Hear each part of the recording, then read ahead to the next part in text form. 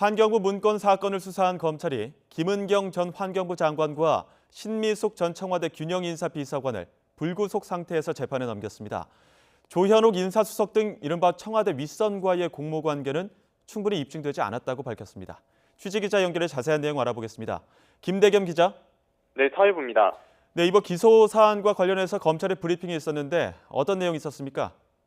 네, 서울 동부지검은 오늘 오전 직권남용과 업무방해 혐의를 적용해 김은경 전 장관을 기소했습니다.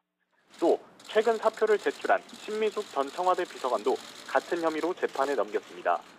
검찰이 주장하는 김 전 장관의 범죄 사실은 표적 감사와 채용 특혜 두 가지입니다. 우선 박근혜 정권에서 임명한 한국환경공단 상임감사 김모 씨에게 사표 제출을 종용했다는 건데요. 김 씨가 불응하자 집중 감사를 벌여 물러나게 한 뒤 빈자리에 친정부 성향의 박모 씨를 후임자로 앉히려 한 혐의입니다. 이후 친정부 성향인 박 씨가 후임 선발 과정에서 탈락하게 되자 심사 대상자 전원을 불합격 처리하기도 했습니다.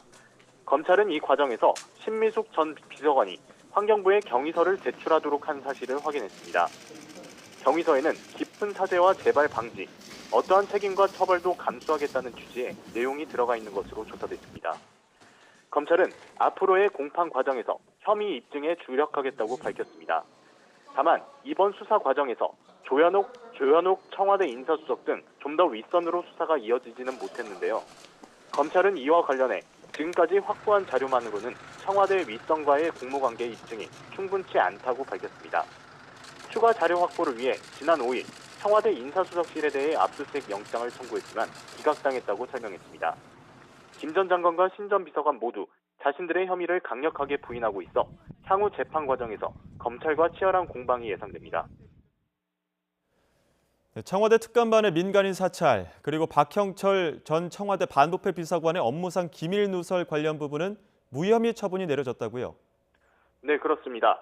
이번 사건은 김태우 전 검찰 수사관의 폭로로 불거지게 됐습니다.